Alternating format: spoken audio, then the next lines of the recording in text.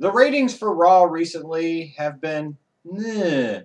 And the WWE surely was in a bit of a state of panic because apparently they felt that Game 7 of the Eastern Conference Finals was going to be some great threat to their show this week, even though, frankly, the NBA sucks nowadays and not nearly as many people are watching the product as they used to.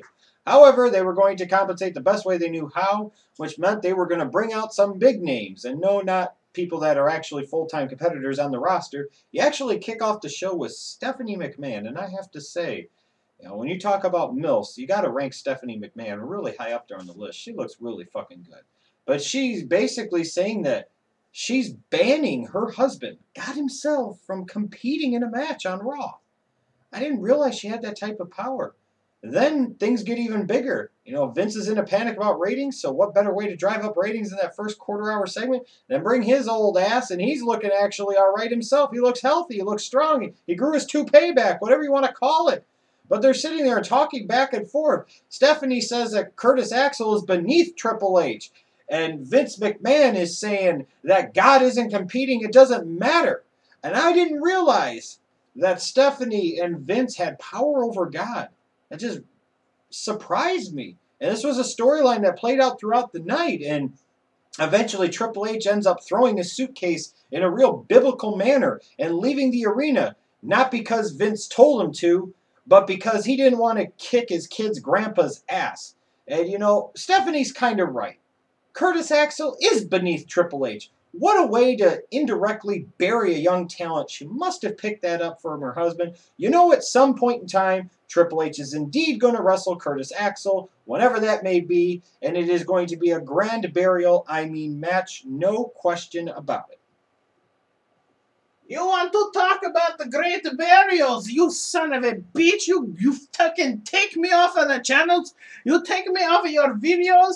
You take me out of your home. Well, fuck you. And I tell you one more thing, you stupid pieces of shit out there. I am going to take Smokey out of here. I am going to bury his ass. And because he's going to fucking bleed after I eat his butthole out and crap in his mouth, you fucking pussy. You wait. I'm going to show it tonight. To be honest, let's just put it out there. There weren't a whole lot of positive things about this show this week. The show kind of started off strong. There were a couple of pretty good matches tonight, and one of them was the Shield versus Team Hell No and Randy Orton. Yeah, absolutely. Match. This was a very good match. Was it any secret that it had Daniel Bryan in it? Why?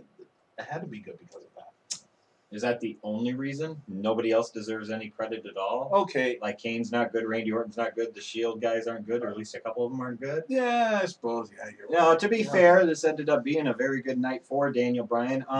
A really good match. A good, the first 25, 30 minutes of this show, that was very good. Other than the fact that, when the Shield came out, it was when Vince and Stephanie were in the ring, and then poof, be gone. Where'd they go? Oh, they went backstage. That was kind of a tricky way to trick the audience into coming back for the match and saying, yeah, there's going to be this great big showdown and face-off that's never going to happen ever. Didn't happen. But I guess at the end of the day, nobody really cares because a lot of you are going to be happy because you're going to be like, oh, it's the Shield. Oh, it's Daniel Bryan. Oh, my God, this is the best motherfucking wrestling match on the show until the next one Daniel Bryan is in. Right. You're correct. Yep, we're back again. Metal D's biggest fans, Double D. I'm Double D. No, I'm Double D. Oh, my head. We're going to talk about some wrestling. Wrestling! Now, hit me with a fucking match, boy. The Usos return with some warrior-like face paint to take on the PTPers. Big deal. We got the Ultimate Usos taking on the PTPers. Woohoo! Everybody knows we love Samoans. Maybe you do. Shut your mouth.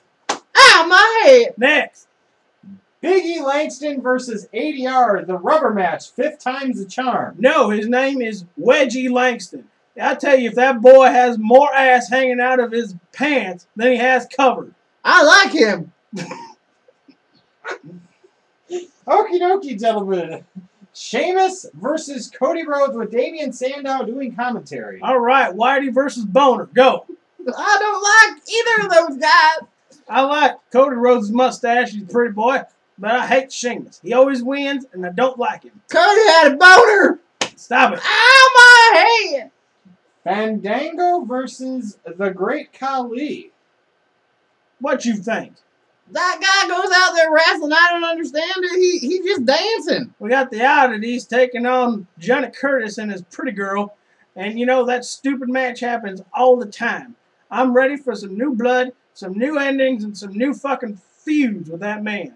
So that led into Wade Barrett versus The Miz, and The Miz using Ric Flair's Figure 4 finisher on Wade Barrett. I'll tell you one thing about this IC belt. It doesn't mean anything anymore. It's shit. You put that damn belt on that Brett, that limey bastard, I'm going to tell you one thing. You take it off of him now, you put it on the Fandango character, and you make him wiggle around like he's something. What I tell you about dancing when I ain't ready? You like it? You're giving me a semi-British fist, if you will. Are you guys excited about the thought of a triple threat IC title match with that Fandango character, Wade Barrett and Miz? I'm just ready for him to win the goddamn belt. He's not the #1 competitor. He is the #1. Shut your No. damn mouth. You know Mama gave me the smarts and gave you the dumbs. No. What about the 6 Diva tag action? I was too busy jerking it. You don't like girls. You don't like girls, remember? I was jerking it to the ref. Oh, that's right. I like Metal D just enough that we, as Double D, we will compete every week to make sure that Double D and Metal D are represented. No doubt about it. Shut your damn mouth. Ow, wrestling. There were a lot of talking segments on this show. You know, all the stuff involving Stephanie and McMahon and God. You had that segment, the backstage stuff. But there were a lot of matches on this show, and you know, if you like having a lot of wrestling on your wrestling shows, then this was a show for you, whether you mention it or not. But one of the other featured segments on this show was the contract signing between Paul Heyman and Chris Jericho. Now, it seems like you weren't the only one in the internet world that seemed to believe that CM Punk was going to be there this week. Yeah, I thought CM Punk was going to be there. That's the way Paul Heyman made it sound. But no, he just came out to represent him. So. No, instead CM Punk was just on Twitter tweeting about hockey and, you know, trying to make statements about religious beliefs. So, anyways, the one thing he wasn't doing, though, watching Raw. That's right. Who could blame him? Anyways, this segment, what do you think? Apparently a contract is just a sheet of paper that says Raw, CM Punk versus Chris Jericho, and then some, like, you just randomly hit the keys, and all you have to do is sign the front of it. Pretty much. You know, the talking between the two was all right. I thought it was kind of slick how Heyman said, you're the best in the world at what you do, but CM Punk's the best in the world. I think we already had this feud in 2012, and We CM already Punk clearly proved who established. was the best in the world. Why do we need to prove it again? Why are we going back to this? You know, maybe if they actually have Punk lose in his hometown at Payback, that would be something interesting, something different. And Jericho's not going to get booed as bad as Heyman's saying because he's Chris Jericho. Yeah, he's not like John Cena going into Exactly. CM Punk's backyard. But the end of this segment was just odd. Yeah, Jericho's figuring out where to file it. He shoves it down Paul Heyman's pants and then slaps him on the nuts and walks off. And Paul Heyman just kind of stands there like... And that was kind of our reaction to the segment was, really? That's how you have this defining moment or whatever? He puts the contract rolled up in the front of the dude's pants, hits it, and then walks off. Lame. Wow. Backstage, we had a segment where Daniel Bryan's losing his mind and runs into Ryback. And what happened during that little thing they had? Well, Ryback went on to mention that he put Kofi through several tables, and then Kofi had surgery on Thursday. Wait a minute. Now, doesn't SmackDown happen on Fridays? Correct. So how could he have surgery the day before he gets thrown through the tables in which he had surgery for? Interesting. They have a space-time continuum problem. I guess. However, we did get a match between the two at the end of the night where it was a really good match between Daniel Bryan Fantastic. and Ryback. Yes, I agree. It was a fantastic match. Found Ryback throwing Daniel Bryan through a table there at the end of This new intensity Daniel Bryan has got a lot of attention from me. I'm starting to get on this bandwagon where I like the way he wrestles and the intensity that he has. I mean, he's one of few that does that nowadays. He had two really high-quality matches tonight. How can you go wrong? And of course, at the end, you know, of the match, we had to have Super Cena come out and kind of stop it right where it was and lead right into the next match, Which happened to be your main event for the night.